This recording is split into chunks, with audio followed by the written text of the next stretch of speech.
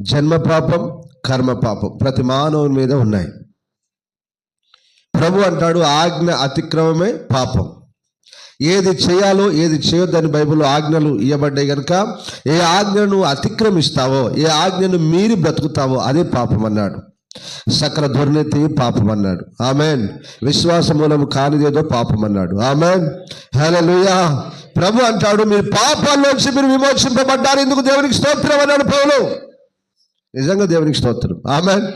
పాపం మన మీరు క్షమించి బిడ్డ కొట్టివేయబడింది. ఎప్పుడు?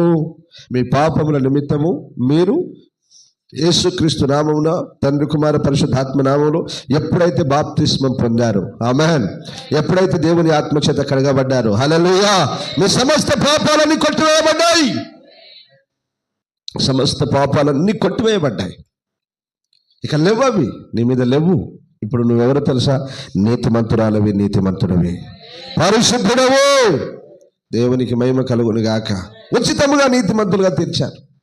విశ్వాసం నుంచి బాప్తిసం పొందడం ద్వారా పాపం నుండి విమోచింపబడ్డావు.